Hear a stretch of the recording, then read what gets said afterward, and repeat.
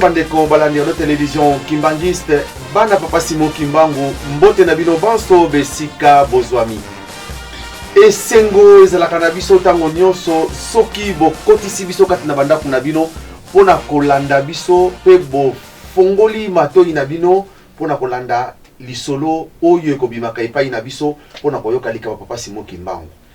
Lelo tozali na bandeko na biso na mokola lelo toyebi biso nyonso tozali kolobela totombola lokumu nzambe na biso na kolobaka tango nyonso lika papa Simon Kimbangu kiangani ndenga lobaki yango ke bokoyamba batu ya ndenge na ndenge bakoya ko visiter bino na tina mususu te po ete balobela monene ya papa Simon Kimbangu. Lelo tomoni bandeko na ngai ezali lokola surprise mais hasard ekozalaka te bandeko na biso o bozali komona lelo babimeli biso toyebaki yango te babimeli biso na mokola lelo po ete baya kotala biso ndenge papa Simon Kimbangu amemi bango ute bango pa bazalaki baye ti na studio oyo po ete baya kotatola monene ya papa Simon Kimbangu. Sans rendez-vous ezalaki te mais nzambe na biso ayebi ndenge ye akosalaka makambo na ye. Nako kene mbala moko na ko présentation na biso esika bandeko na biso to wuti ko yamba na mokola lelo to kene liboso pa mama na biso mama mbote na mama okotala la caméra mbote bandeko mbote ya solo mama to sepeli mingi pona komona yo na mokola lelo boye to lingi to yeba liboso o se présenter po bandeko bazali kolanda biso bayeba papa Lambert P équipe Mobimba ya Ratelki France bayambi nani na plateau na mokola lelo mama na peso maloba kai kombo na ngai Nolda Dimoneke ni Masamba. Oui. Donc naza mwana bankole bakoko na ngai bakanga bango na likamba Simon Kimbangu. Donc tango to botamaki ba modai ko ebisa biso papa na bino abotama na belingo pona bakoko na bino bakanga bango na likamba Simon Kimbangu. Donc kombo Simon Kimbangu ezali kombo oyo ezala na kati bombo inanga depuis la botama parce que eza histoire de famille. Merci ya solo bana pa Simon Kimbangu ndenge to wuti kolobezali histoire de famille mama Nolga ye awuti koloba na biso na mokola lelo e pe toza na papa na biso ye ezali sengo mingi na mokola lelo na esengo papa Simon Kimbangu amemi ye tina kati na plateau na biso papa koki ko se présenter kombo na yo nani et puis to continuer nani na biso kombo na ngai mfumu makaya mazuli. oui na koloba mingi te na interview bakomona naza nani mpona nini na ye awa lelo parce que eza likambo monene fo tolanda ngo na malembe. oui mfumu alobi na ngai eza likambo ekokanga mokili oyo ekokata pe mabato donc il faut naloba malembe na malembe na nsima bakomesana bakonzima naza nani moto akonzima te ye moko akobimela ye nani ta obimela mfumu Kimbangu alobi nanga bongo moto akotya tembe akoloba na ye. Voilà. Merci ya solo bana papa Simon Kimbangu et pai tozali kolanda kati na émission oyo ezali émission moko to préparer yango te papa Simon Kimbangu ye moko mutalingi yango na mokola lelo tokutana bandeko pamba te toyebaki te nde nazali koloba na bino bandeko nanga bazali awa topesanaki rendez-vous te ke tokutana na bandeko na biso fumu makaya mais kasi ndenge ya bongisaki yango tokutani mama Nolga ya solo touti komona yo bref ozali tolingi toyeba un peu ozali nani et puis bref histoire na yo ya vie na yo étant que cinéaste ko expliquer biso yango moi moketo ko comprendre moi moketo pamba te to moni que ozali cinéaste to mona kayo ndengo leka mais kana nous expliquer biso moi mokene. Alors moi je suis cinéaste donc je suis réalisatrice, productrice, actrice, je suis la première femme congolaise à avoir réalisé un long métrage de fiction dans l'histoire du Congo. Oui. et mingi bato baye binga na voix na nga na sala ya mère Chantal na Shrek Ndundu Shreki wana banoyo kanga na salango de Selman et ça a succès mingi na Kinshasa partout. Et mais je me suis pas montré parce que nalinga qui ko profiter na succès à eloko anate parce que je me suis dit que ba congolais ceux qui ba ebike ezangai ba ndobenga nga mère Chantal ba ko effacer kombo na nga Nolda Di Masamba. Donc je voulais pas être mère Chantal, je voulais être Nolda Di Masamba parce que j'avais beaucoup plus de choses à proposer que ces dessins animés là. Donc j'ai fait des films documentaires. Notamment, j'ai fait un film Banabankole, donc sur Kokosimo Kimbangu, et je viens de faire aussi un autre film qui s'appelle Kokosimo Kimbangu, qui vient d'être projeté à Cannes le 13 juillet au Radisson Blu Hotel pendant le festival de Cannes. Donc voilà. Je ne sais pas qu'est-ce que je peux dire d'autre. Merci maman Nolda. Tolingi toyeba, mais raconte na papa Simon Kimbangu. Ezalaki ndenge nini? Alors, bon, Ngaï, tant qu'on a banni Coco, là, c'est vrai que moi, je suis arrivée ici en France, j'avais 11 ans, en 93. Donc, na qui ko rejoindre papa, donc papa na maman bisognos tozaka awa na poto, le lo ba to komi ba koko ba botami, nga mo pe na komi grand-mère. Moi na grande sœur à Botaki, donc c'est moi trop famille Koli. Donc, c'est vrai que papa a la kisibiso religion té comme telle. Nous a pas amené ni à l'église christianisme, ni à l'islam, à Tikabiso Karabongo, à Tikabiso Chant en fait, à Tikabiso, parce qu'il y a Zankole, à Botamina Belingo. Quand il est revenu, et dans les années 60, à Zaki Mouamouké, il y a Botamina 1954, à Zaki Mouamouké, et ma famille Nyons, ma parents, ma Botanikuna, ma Botamikuna, quand ils sont revenus, il n'a pas vraiment retenu l'histoire, parce que tout de suite, quand il y a un village, papa batina qui na Kinshasa, pas que tanga, que ça l'habitude et tout ça machin truc. Donc du coup, connexion penzana histoire ya Simon Kimbangu à part kabotami na Belingo, mais koye ba penza li solo ezate. Il s'étonnait seulement que parfois quand il arrivait chez les Kimbanguistes qui disaient que abotami na Belingo azankole c'est tout ce que ça c'est des témoignages qu'il nous racontait papa Diangenda au monde abim sa fanfare à 5h du matin un peu on met ta fanfare pour azankole. Donc c'est ça qu'il nous racontait. Et en fait bon je grandissais, je voulais découvrir le monde et tout ça, et à un moment donné ma question existentielle les autres s'est posée parce que voilà ton vivre en Abanamindele, on voit comment ils vivent, ils maîtrisent leur histoire. Et nous, à un moment donné, on n'arrive pas à maîtriser notre histoire. Pourquoi? Et comment il faut dépasser l'histoire en fait. Donc, dans la recherche, il y a des solo, mon PV, il y a Simon Kimbangu, il y a 5 ans de cela, il y a solo Moko. Papa Simon Kimbangu. Oui, Papa Simon Kimbangu, Yemoko. Nabandaki, Kola Lissamon, na chambre. Il s'est présenté et il a commencé à me parler, me disant que nous étions une génération ingrate. Potoko Maboye, nous oublions qu'il y a des gens qui se sont battus pour nous. Et ce que petit frère, avec un salon, on a eu qu'un dans la chambre, aïe, à Simbinga, dans la Simbinga PVK, n'a regretté. Mais pourquoi Simbinga? Ah, non. Quand on continue la chambre pour la Samoa, on a qui m'a j'ai eu peur. On a dit quoi aussi, Simon qui m'a monté sur la langue. Ah bien l'obinini, m'a expliqué, mais la regretté qui parce qu'ils a qui me cousse la case qui non. Et ça vous l'a tout solo la personne a posé ma question avec un besoin. La solo parce que ceux qui me peuvent que c'est pas Simbio. Et donc du coup à partir de wana na comment qui koluka na yeba di solo na ye.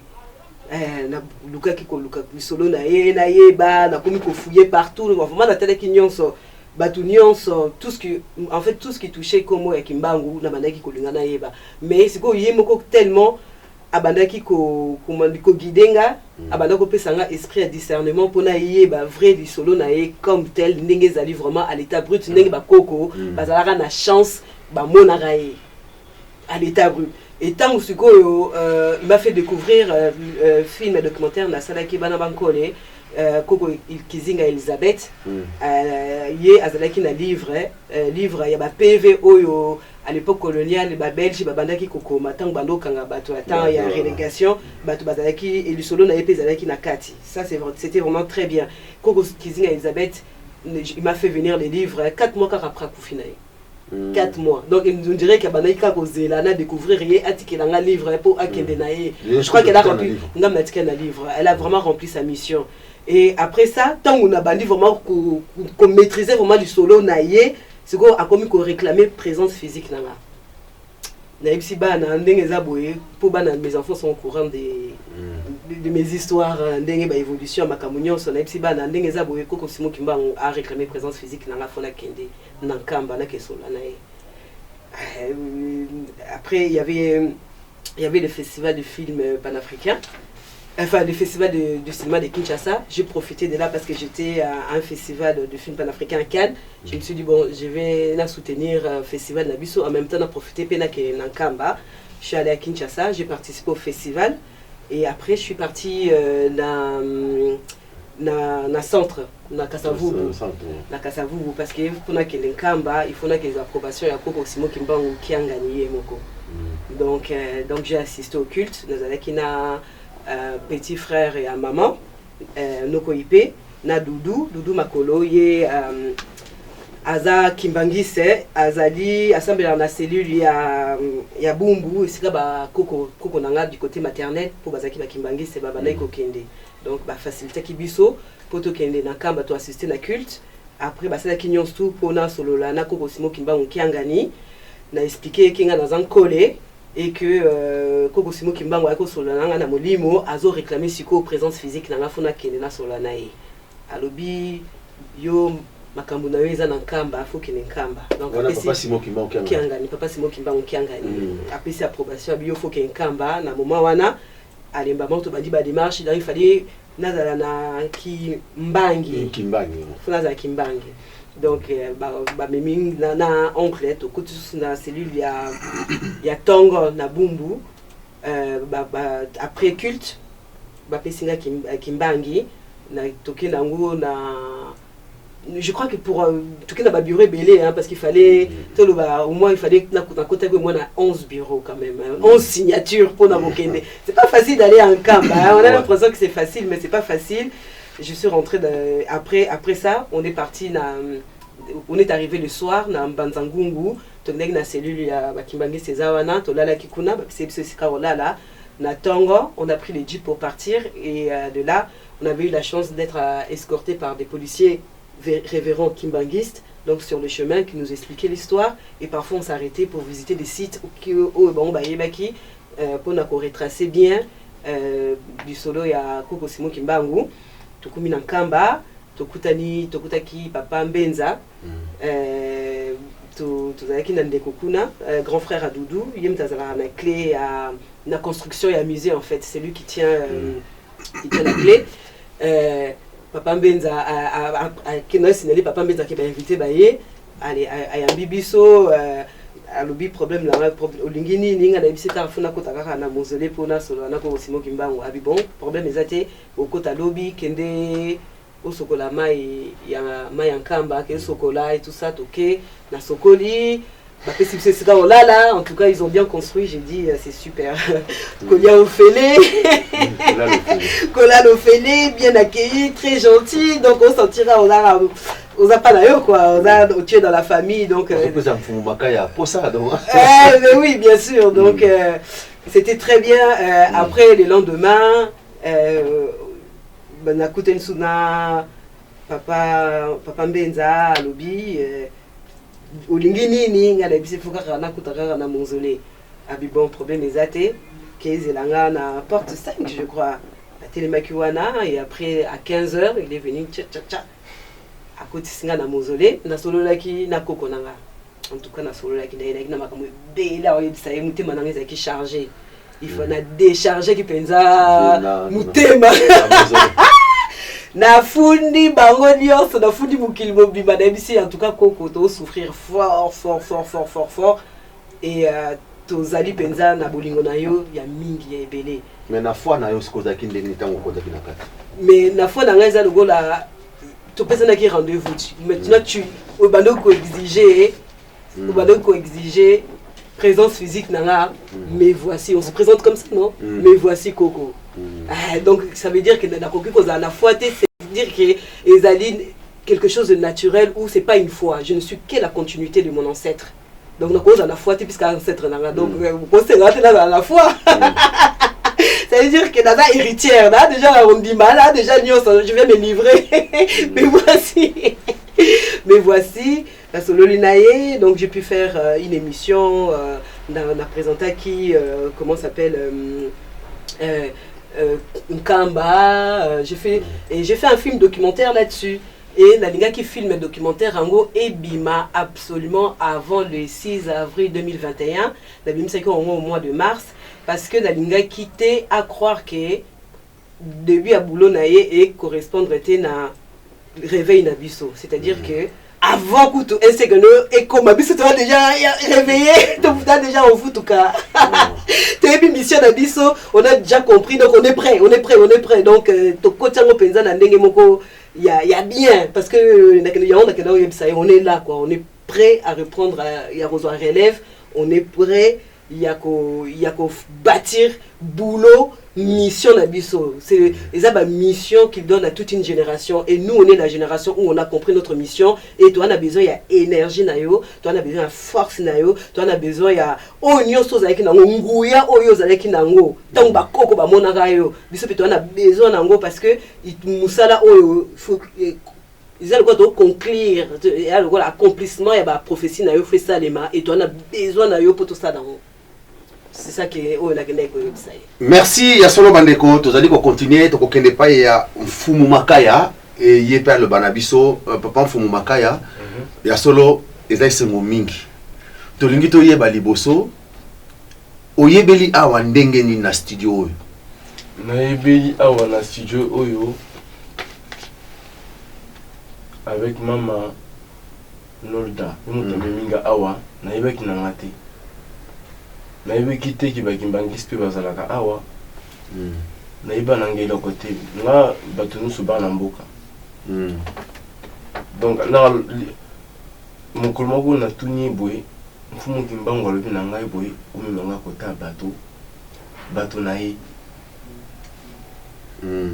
na tuni azana bato awa alobi na nga bongo azana bato alobi na nga bino alaxio biso bino bonga na ibi awa sina yeba kite mais tango yo oye mbala moko okoti omoni nini omoni siko ndenge nini awa ndenge okoti na ndako papa ya Mfumu Kimbangu omoni Mfumu Kimbangu awa na kati awa avandaki awa ana sima na yo. Merci. Bon, tolingi to yeba, c'est vrai que ya solo parce que batu mingi batali ko comprendre te surtout mutu mwindu azali ko yeba te que tozali na nzambe kati na biso papa Simon Kimbangu. Iya yaki akufi pona biso. Mais mingi tina mokola lelo surtout mutu mwindu azo ko yeba ngote que tozali na nzambe so ya mwana moni que pasi na biso ezali. Mais tout le monde mbala moko okoti makolongulu mbala moko oye tolingi to yeba quand même d'origine na ezani origine nanga na diboka bo mwasi naza masengo naza mushimpanga na bibiriki diboka mama pe naza mumbuolo mushimpanga na utape na mayama na likola mobali koko nanga kumuningala mususu isongo koko nanga mwasi kumuni vuvungi na misusu wanana baza ibeli. Mais ndenge nini raconte na papa Simon Kimbangu ezalaki ndenge nini pote tout un coup bandi ko ondimeli papa Simon Kimbangu azalaki na kumunite azalaki mena ko ibate kezalaki mais oui, balanga mindele bakolo balanga il y a une force avec toi, il y a quelqu'un avec toi. Ba marabout bakolo balanga bon bakolo ba toi t'as une étoile nako ibati ngana ko ibaki mutaza na simalanga nako kansaki kokonanga kokonanga akufaki nako mona ye na bandoto akozulinga kokonanga akolo balanga butu vandi na salon albi kota vanda awa omoni boye ngana ko benga mama oyibi ke ngana vandi na kokona ndako na bino ngana monanda kongote na libinda kuna bino eza boye so koti boye eza boye akoloba ya solo na lubanga na botama ndenge nini nayebisa bango au fait nayebisa bango ko botama nanga ngam nayebisa bango na botama boye nzamba asala boye après naye koyeba mokolo namonaki Mfumu Kimbangu na t-shirt nakomona parce que nga naza j'ai un côté Black Panther Black Dragon militantisme ça la militantisme ya bana bilaka naza na mouvement déjà bana bilaka nga bakolo bana bilaka c'est les enfants qui vont aller reconstruire au Congo c'est des enfants que les anciens naki bakoko na baki ba mansoniste nakotala te naki moto soki basambela nga nakobeta bale soki bakosambela nga nake na mai nakoyeba nanga makambo wana te na mboka la nakoyaka bakoloba na Congo Brazzaville na commune na commune ya Kimpomu na commune ya Madibu na commune ya Wenze na commune ya Mungali na commune ya Plateau de 15 ans partout tout ça belé nga na congolais dans la famille nakokende partout mais non et là que ezalaki kwana nakoloba kota mama mais comment ça se fait nga na kende na bango nga bakotika nga na sakana bazonga na bango alors yo tika bakambo na yo wana tika ba question na oh ya bizarre après na tuna bango pour nini bin bonga parce que bako finga nga misusu bakoloba yo to kende kina yo mais t'es jamais puni parce que toi le balopoto na na bango comment ça je suis jamais puni oh mais pourquoi ils sont gentils avec toi mais non là na ko ya na bango makambo bakoloba côté bakolobelanga là donc to koloba na ba master ngana ki larguer na ko kansa bakoloba nga makambo mususu bakoloba nanga yo za musali ya Nzambe ngana ko yeba te ngana za musali ya Nzambe ona koloba kombo tout à l'heure mais maman nanga loba nanga là na ko sakana ngana ki turbulent na ki agité maman nanga ko loba te yo faut za agité te faut za la sage calme faut za na ki mpeve ki maila na ki mazayu ngana ko loba mais loba nga makambo ni na ko yeba te na ki mota mubulu ah on a tiki makambo mubulu ça fait 5 ans ça fait 5 ans okomi boye shibol na komi boye même maman bato bazokamwa bakasa na kati bakisi bakasa na komi ndoki bakasa na komi liboma na libinga na liboma te na bimaka te na minasu masanga te na simbaka basi te nasalaka Nzambi nasalaka mosala ya bato te balobi na nga nasala grand vernissage ya Congo nasala musique ya Congo nasala bilamba ya Congo nasala kaka tango bakoyaka bakozwa makambo nyonso tu bakobimisa eza yanga te mais moto ozo salela wana kombo nani kombo ni Mfumu Kimbangu ozo salela aza mokonzi ya bakonzi après Nzambe ya mpungu te londo eza ye Mfumu Kimbangu après eza Mama Kimba nayebi yango namona bango tisikoyo bana mboka bana kati ya Nzamba moko na mboka eza ya bizamba bato bayebi bato bakendaka kuna bato bakoyokanga oyo bakendaka kuna bayebi soki okoti na Nzamba wana opi code matiti efungwami okoti omoni bango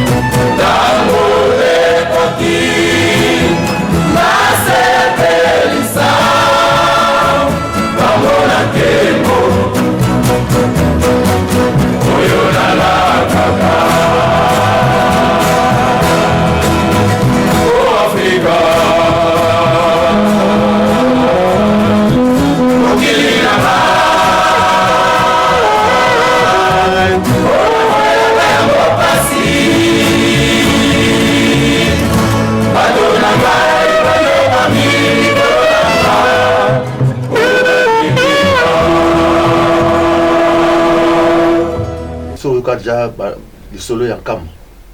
Avant un an, t'es. Mais si quoi? Bah ça fait un an. Mais au fait, naika kambate, mais nakolo bakota maman pas na lota tant tu mata ngomba moko ici la raté.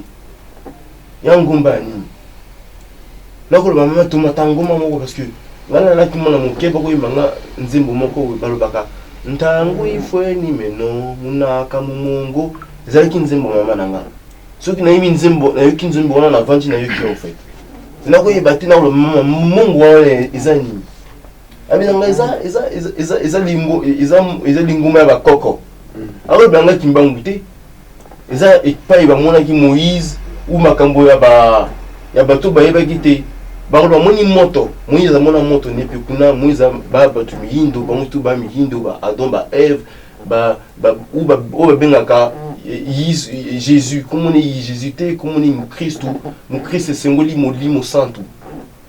Donc bato ba bunga na nzela ba tsoma kambwana ba jwa kimbangu ba jwa likambo ya Simon de Cyrène ya limbangu ye moto aza mvuluzi ye moto abimisa muhindo na pasi mindele ba jwa makambo na ba mmango na potokuna après makambo nyo c'est comme kita après na rôle ba na yo songo na yeba question ni question ko poser nga na ko yeba bisanga Papa Simon Kimbangu. Alors balangati ouais nana azana kacha mutu na évité ndenge tozolo ba ndenge ozolo ba boye Papa Simon Kimbangu azolo bakati na yo alu bakashita ngata pembeni nanga pembeni na yo merci tokoke na mama Nolga ozongelo sur papa Fumakaya tozokokende parce que tozana bibale bitumba na biso to bipata bibale ngala na kati tokobunda moyo ka moto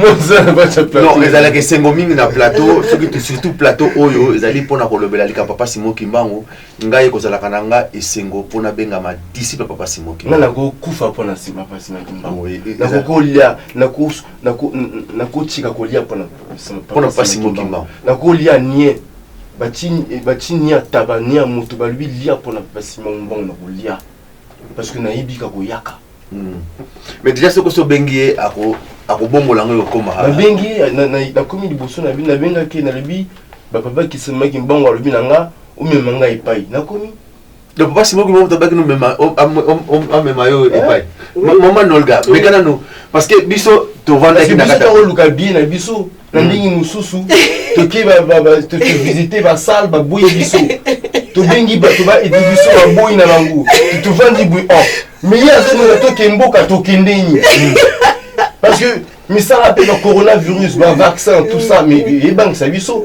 mais tu échoué après na ko bien papa na ko molela na bi omoni yozo ngo bomanga olinga souté otikinga boy après na kati mutu na ngalobi tout na kota Nolda après na lobi kota Nolda est-ce que yo yebi et pas yo Kimbangis bazalaka hananga na yeba kité ngana ibika bangunza bazalaka awa na yeba kité ba Kimbangis bazalaka donc siko moni biso siko na moni bino et c'est moni za ndengeni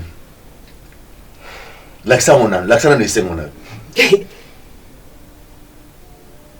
munya esingo moko okoko tambola mutakana na barabara basika komi liboma merci esingo wana nako ndenge moni biso ndenge moni ka bino eza esingo nako bima libanga lobi nzambe na lingi yo na bala ya komi liboma te eza esingo na kosia na kacha ndoto na ngati même ngamo na zoloba awa na vandi awa tozana musala epele ya kosala na kacha Kongo na kozala ne esengo mokolo congolais nyonso to kolia komela mai parce que papa alakisaki nga alabitala baleki na yo bazokufa nzala oyebi mpo nini bazokufa nzala tala bilanga eza awa bambisi baza awa tala bango bazomela masanga tala bango na basi kuna omoni soki ozwi bana bilaka okotonga boye bokolia soki bolie bakosambela soki bosambeli tokoyaka parce que nga nakokanisa makambo wana aki makambo bitumba frenaki na Brazzaville RDC Gabon nazwa bato maboma nyonso tozwa makambo tokobeta batruc eki bongo te alobi na nga yoza soki olimbisi te soko limbisité aloba na nga boy na lobi ne poni na limbisa nga na moni batumbi bato bakati bato babomi bato bateki bato babeti biso tolalaka na se ya mabele tolalaka na baappartement na bapese na bakafar yo lingi nga soko lingi nga faut beta bango albi omoni nga nalimbisaka même nzambe ye moko alimbisaka yo osala masumu te oninga nalakisa yo omoni lera alobi na nga bongo namoni masumu nyonso tongaki mwana zanzali biba omoni soki okangi na kati ya motema ezalaka na boloko ya motema na ya molimo omoni soki odwi bato ti na kati ya molimo na yo fardone ebakisami oza nzambe te nzambe akolosa yo parce que nzambe mpe alimbisaka soki omona nzambe ifo olimbisa makambo na nyonso tu otika nzambe asala otika bakoko basala otika mopepaki mbangu esala parce que omoni soki obomi bato okotangisa makila wana ekobota mbuma wana ekokola bana wana bakozonga bokobunda lisusu bokomiboma nzambe alingi wana te eza na bato fumuki mbango akobimela bango eza na bato bakolala te eza na bato bakokota bilanga te bakokota nzamba te bakokoka te bakangaka miso te bazobanga parce que mfumuki mbangu armée ya mfumuki mbangu balalaka na pembeni na bango bazozela ordre ya mfumuki mbangu bakanga bango nyonso te moto akotya tembe ate alongola prison poni botie image awa mpona balakisa abima akobima mindele babangaka moto ya afrika babangaka ezai abangisa bakolon eza mfumuki mbangu kongo biso toza batata ya mokili bato banyokola biso basunzola biso na tuni kota mfumuki mbangu mpona nini alobi papa abomaka mwana te alimbisaka parce que soki abomi mwana amibomi mais loposo ya moyindo moto akosimba ngo susu azali te parce que moyindo akomi makasi akomi na mayele alamuki kolamuka na biso nde eza nguya kolamuka na biso nde eza losambo ya bamama losambo ya bakoko eza makila nyonso to esopamaki na nzela ya bokoko na nzela ya nzambe apres na tuni me ndenge nini yo otiaki bakata banzete bapune oyo tozalaka nango bakata maboka bakoko na biso mponi bosala eloko te ayebi na nga omoni liwa eza liwa te kosambwa ya kosambwa te moto akangaka motema na ye omoni lero obotamaki omonaki pasi lero otambolaki omonaki pasi lero odzikaki omonaki pasi lero olobaki omonaki pasi okola na pasi wana pasi eza koyokoela mais non soki oyoki maloba nazoloba na yo natiki yo osunda soki oyoki te nabengi yo na ndimi nakolala basi mibale babimeli nga mwasi moko aki kitoko alataki chaque Chanel Louis Vuitton vraiment mwasi ya kitoko ya mayele ya mwasi ya buzoba te vraiment ozomona mpe osontiaka na bomengo na bolingo mwasi mosusu azalaki mwasi mama ya ndako aki na bana mibale mwasi na mobali atuni nga okopona nani nalobi nakopona oyo aza na bana alobi mpona nini nalobi parce que bana bakobota alobi ya solo lere alobi bongo volcan lava volcan edikisi nga likolo nazotala bo likolo na nga nyonso te komodika nakomobanga namoloba nzambe na nga otiki nga koko na nga abimeli nga koko na nga ayebi yango mama na nga ayebi bantoto na nga abimeli nga afongoli robinet mai esopi na kati ya likolo na nga na bimi côté mosusu na bimi na couloir moko ya molai ba mur moko ya molai likolo maintenant naza batinga na likolo ya transat nazo tala buna moni mwasi moko ya molai alati na baki bango baki 6 misato na pembeni misato pembeni mosusu pe maintenant komona bilongi na bango te baki tellement milai nazo tala bango nazo banga nazo loba bozo memanga wapi balobi na bakitisi bilongi na moni bazo seka na lobi poni bazo seka ya ba chabulu sai esili bazo memanga na banga ba meminga libosa porte moko ya monene ba porte à château mais avec ya molai na komona likolo te là ba fungoli yango na lamuki ni à partir à wana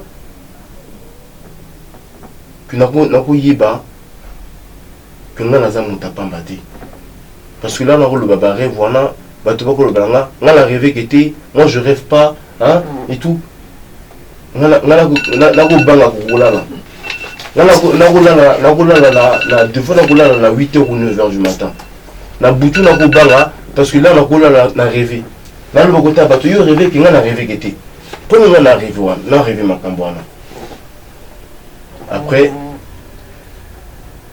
liloba ya suka nga naza moto oyo akonzima naza nani nakoloba te nga naza nani soki batuninga te parce que sinon ozala moto ya liboma alobaka nga naza nani yo nga nayebi yo te nayi komona alobi nga naza intel mais yo etuninga te oza nani naza mosali ya nzambe naza mwana oyo mfumu kimbangu ye moko abatelaka ningai nayi mpo na likambo ya Congo mfumu kimbangu ye moko atinjinga na 3 pouvoirs spirituels, pouvoir matériel et pouvoir économique, politique, tout. Il n'y a rien que je ne maîtrise pas. Je maîtrise tout. Il y a solo. Je maîtrise l'art de la guerre. Je maîtrise l'art du dressage de chiens, des animaux. Je maîtrise l'art de l'acrobatie. Je maîtrise l'art de grimper aux arbres. Je maîtrise l'art de chanter. Je maîtrise l'art de peindre, l'art de dessiner, l'art de créer, l'art de tout. L'art de danser, l'art de faire du sport. Je peux faire 100 pompes. Je peux les faire. En gros, c'est un 100 pompes normal. Dans le côté, Mvuluzi, tiens, là, ça la 100 pompes. Ah, bah, mon a. Lui, Mvuluzi. Mon a. À quoi ça, là? Donc, nous sommes là quand on a puissance. Il y a Mvuluzi. Mais, Mvuluzi, Nzamba Loba. Un être humain a des limites. On ne va pas en la ville à Capé. On a tout au Kabiso. Parce que Bisso peut partager Bino à AP. Parce que ils ont opération Vutuka. Il faut banana ba Vutuka. Toko Tongamboka. Moto Ayoki Akei, Moto Achatembe, Akomona. Balobi Boué, Tokomi na Apocalypse. Ceux qui battent comprennent que le vaccin est la marque de la bête. Mais Talibango. Ceux qui comprennent que mon kilo bazolanda. Et ça, mon kilia mando kindona. Mais Talibango. Mando kindona zobanga. Mama? Ndokindona. Ndokindona. Yemuta simba kabasi nyuso tu wa Congo. Yaza ndoki abandoki. Bandoki bakadia mpimba nyuso tu bakini kumonaka. Ye Ndokindona. Mandokindona. Ba pasteur tout on va sala misale bazala bizali ya mabe bakende kumonaka kisina ye ba ngunza tout basala kisi ya mabe bakende kumonaka ye ba président nyuso tout ba monaka ye ba gouvernement nyuso ba monaka ye ya banga kanani fumo kimbango ceux qui a titembe ceux qui montent à titembe asimbanga. Après.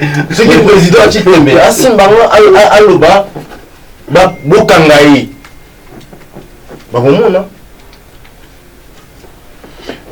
Fumu Makaya, vraiment te pécho merci, to kena nous na maman Nolga.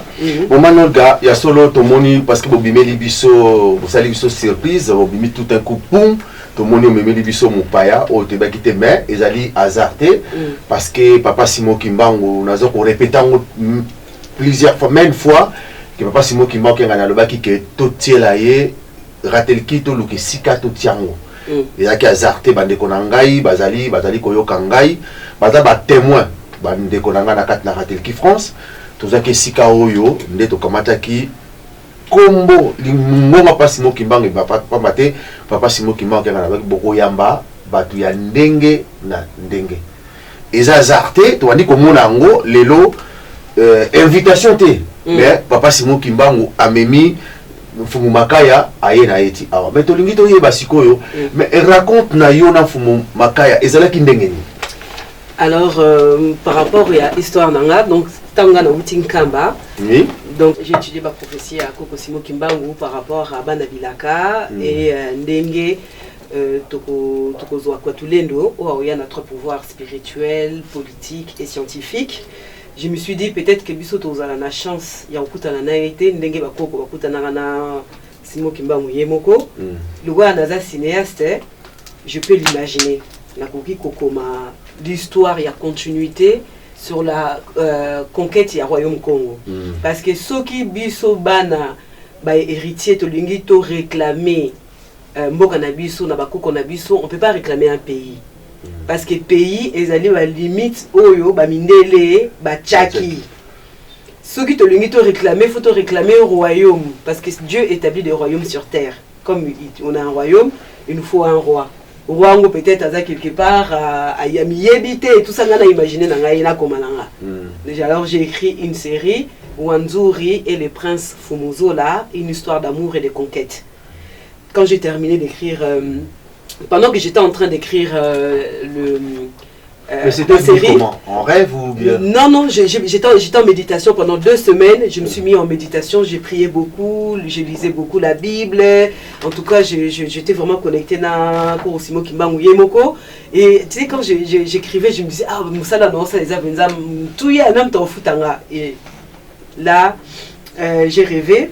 J'ai fait un rêve pendant que j'étais en train d'écrire parce que j'étais partie chez ma grande sœur pour écrire en fait. Comme j'ai des enfants, donc c'était pour aider Ngana Bana. C'était passé où? Na Noyon, na France. Ah voilà, ouais, du côté des Noyon, na Saint-Lancy qu'on a à Compiègne. Elle n'est pas grande sœur, elle est mariée là-bas, elle a 4 enfants, à Komipe Koko, donc elle a pas aider Ngana Bana et tout ça, au coma et tout ça. Et puis dans l'autre taki, dans l'autre, on était dans une parcelle.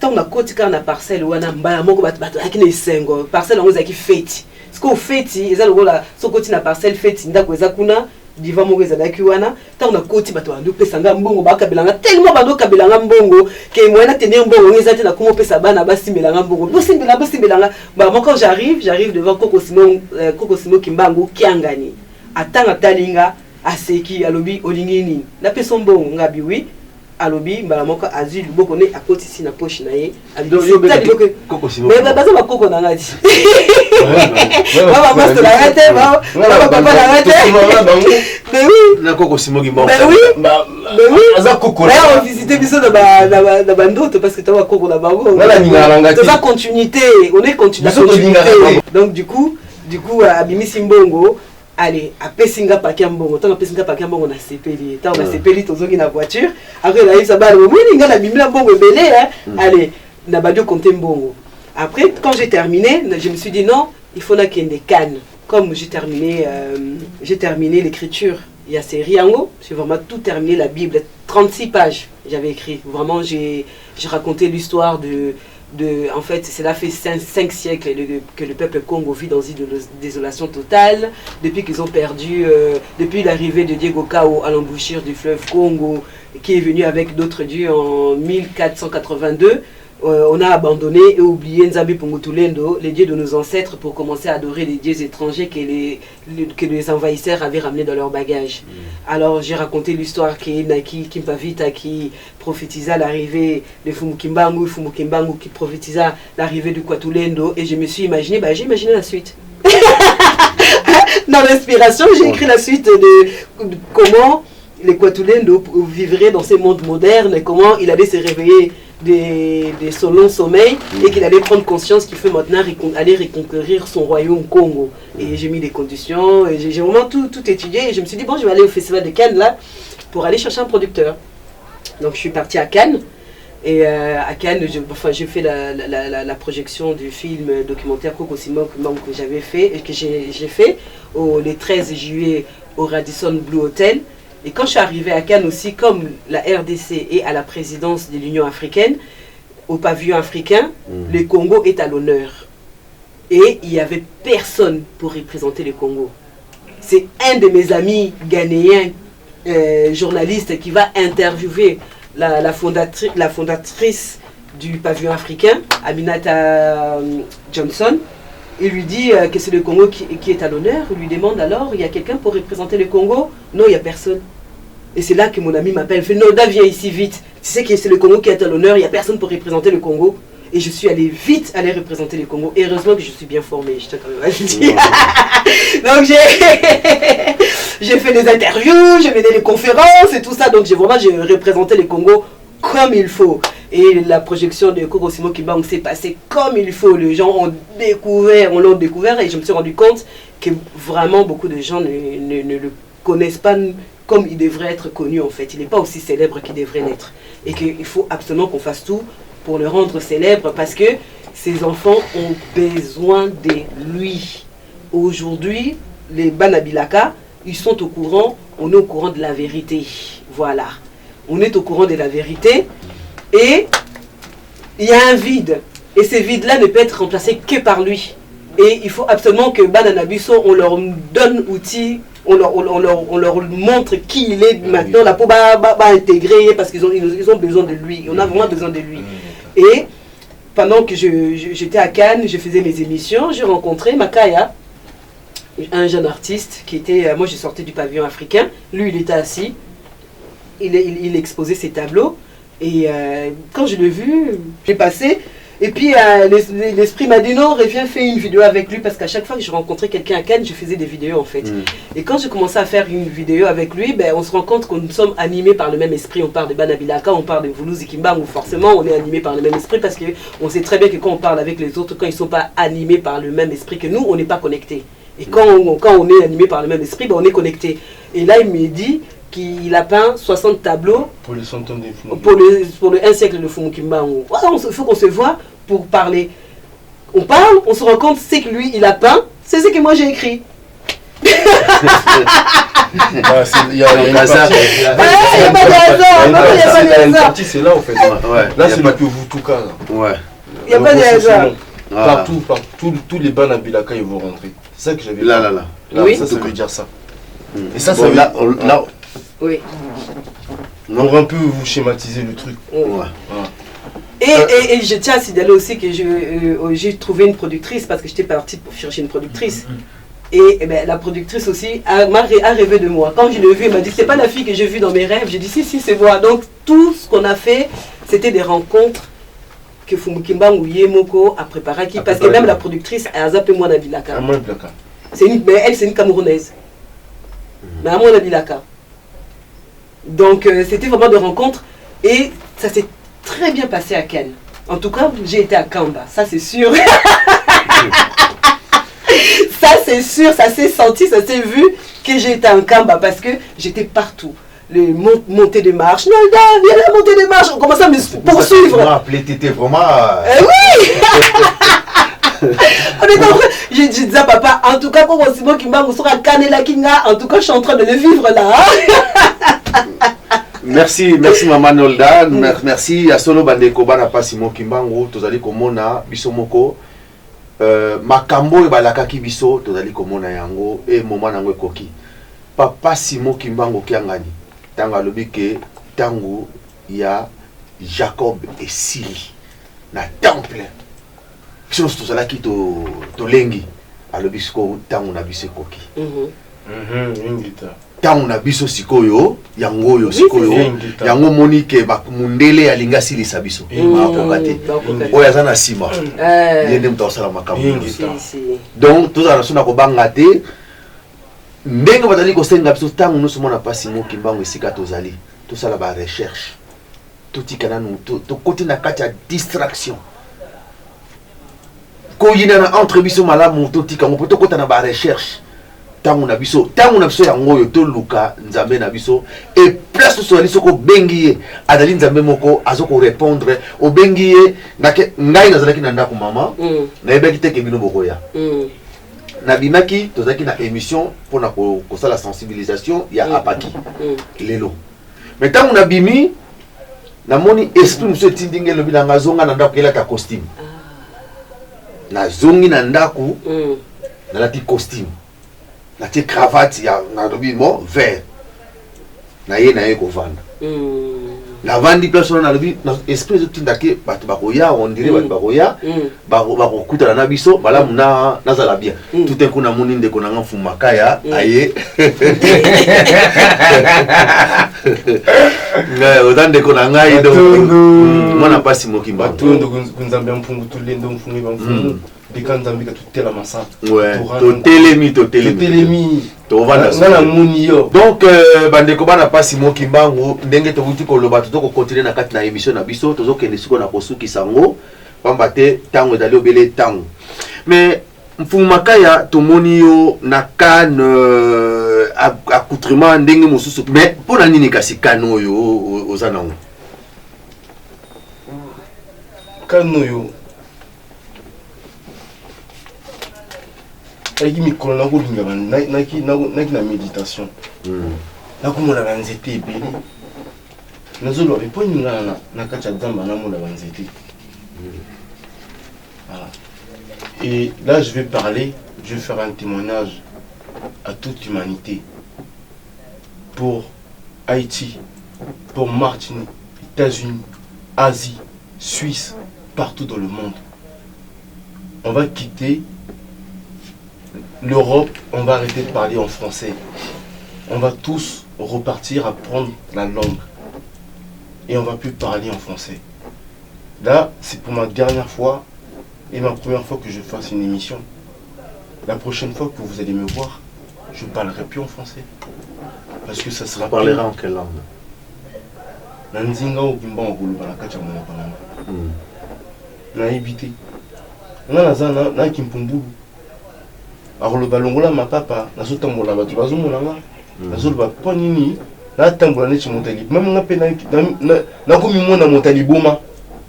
Na zotambola makolongulu batu bazomolanga tala motali boma wana. Ngana zolba ngana di boma te bino mutu baza di boma. Na kache mutu nanga.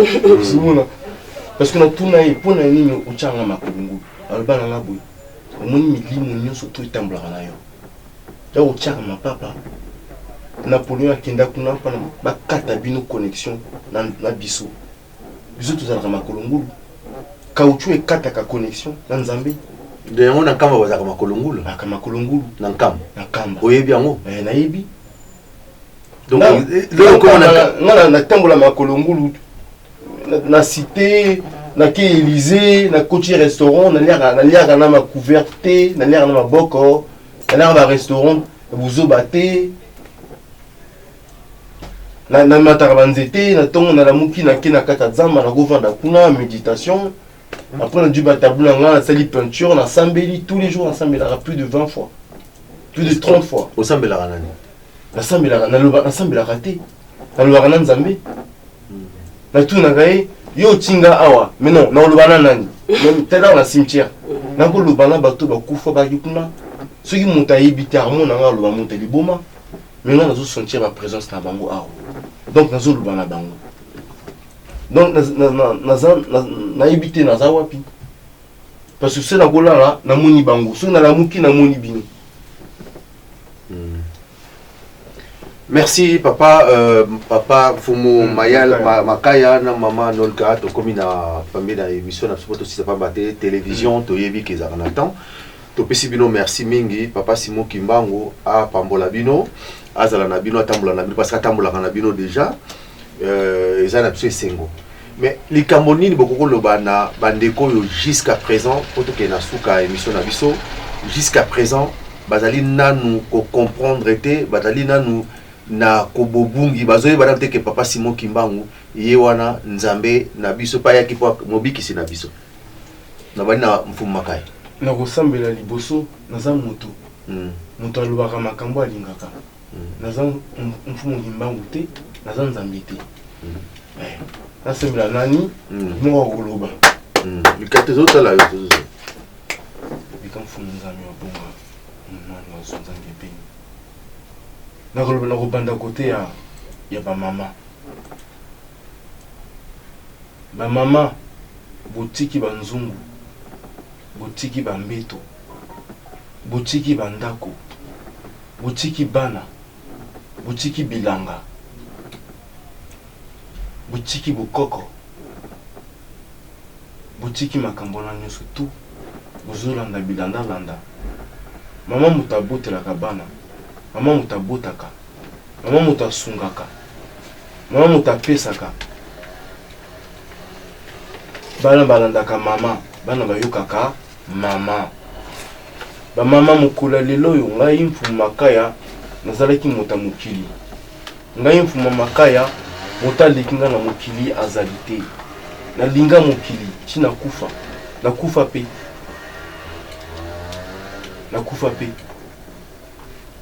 toza lokola bato ya kokufa bazozela liwa boza neti lokola bango esengeli tososola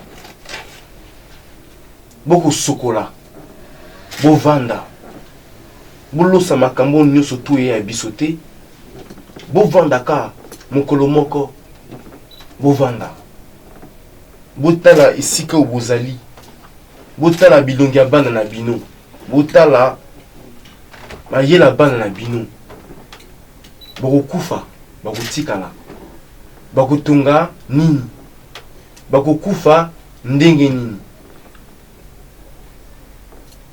bapapa bozobatela bamama te bozobeta bamama bozofinga bamama bozosala bosoto na bamama nga mpe nasala makambo wana me moto akobamba libanga na moto mosusu azali te esengeli to raisonner to réfléchir te moto moindo réfléchir te moto moindo raisonnaka résonance emona ekomi epai ya bana baleki na nga bayaya na nga nga nakola shege bayebi nga mfumu makaya nakola shege yo mona shege alandaka nzambe moto alobi nga naza shege te nasingi kota mfumu kimbangu batika ngai na ri na kobeta ye parce que mfumu kimbangu aza na nga me toza kuna te même shege abangaka nzambe même shege asambelaka bashege bamilitaire bapolisier bino nyonso tu nasengi te boboma bato botumba bandako nasengi kaka bososola botala bana na bino bokotala cimetière ya bakoko na bino ya bato bakufa na kati ya bomoi na bino botala état ya vie na bino. Je demande aux gens qui sont dans la diaspora d'aller regarder les cimetières de vos ancêtres, l'état où se trouvent vos familles, pendant que nous on fanfaronne ici, pendant qu'on s'habille, pendant qu'on rigole, et on pense être avec Dieu, on pense être avec Mfumu Kimbangu. Mfumu Kimbangu, quand vous le voyez, vous voyez la noblesse, vous ne voyez pas la richesse. Moi, je suis déjà noble. J'ai pas besoin de me mettre de parure, je suis noble. Parce que la parole te rend noble. On est noble. Le paradis se trouve au Congo Grand K. Toza bisonyo surtout, bakimbangiste, je sais pas quoi, toza bangunza. Bangunza toza bisali ya nzambe. Tosalaka pona nzambe. Tobomaka te, tofingaka te, totongoko te. Mopaya amemi biso bizali ya mabe likambo te tolimbisa. Totika epai ya mvuluzi Mfumu Kimbangu nzambe moko abandi mosala na ye ondima te naza liboso na yo fo ndima soki ondimi te mfumu kimbangu akomema yo epai esengeli amema yo nkasukulu etsa wena makutu kawe nzambe abonga wasa.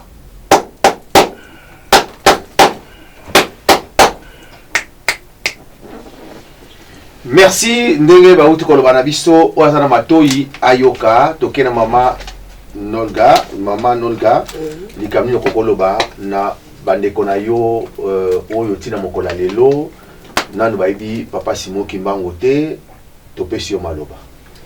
Alors, moi, tout ce que je peux leur dire, c'est que c'est pas une histoire de croyance. Il faut qu'on rétale l'arbre généalogique à chaque famille.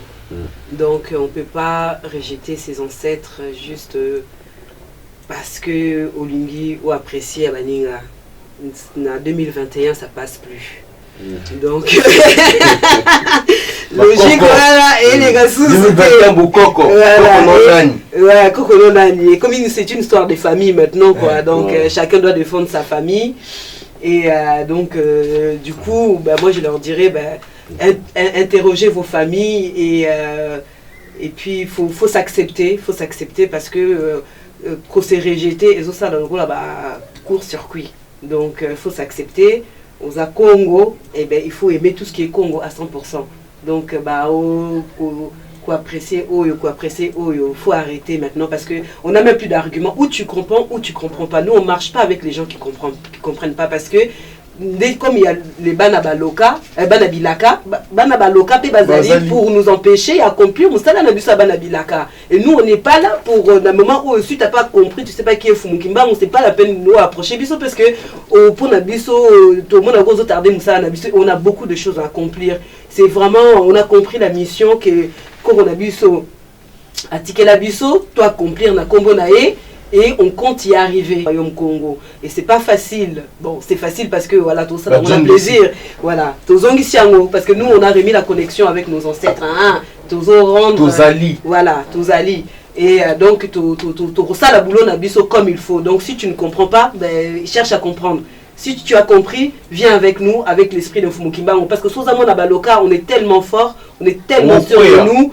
Que bon sous comme parce que nous c'est connexion tac tac, c'est pas qu'un bisou boye vraiment on est très très inspiré, donc voilà. Merci ya solo bana pa Simon Kimbangu, bana pa Kisolo Kele, bana pa Dialungana, bana papa Diangenda Kuntima, bana mama Mwilu ya soleza na biso sengo likambo ya kokamwa ya komona likambo ngamoko nazokamwa ndenge tokutani yazitina nokamwa ngamoko concerné nokamwa bon ozana kati na ndaku na yo papa ndenge tolobaki okoti na kati na ndaku na yo esika mungongo ya papa Simon Kimbangu ekobimaka mais bato bazana libanda tina mokola lelo bazoyi bateke mungongo ngo ezobimelawa ya papa Simon Kimbangu. Yangwana bandeko nanga to sengi pa na bino bozo kolanda biso bo rejoindre biso boya to bo poussana tala cinéaste tala ndeko na fumu makaya. Moi je suis artiste, styliste, écrivain. Ouais. J'ai fait des événements à Pigalle, la maison de la mode m'a déjà appelé. Voilà. Je suis confirmé, hein, j'étais ambassadeur de la paix. Oui. Et voilà. Je suis ancré dans la musique, là on est en train de monter des labels.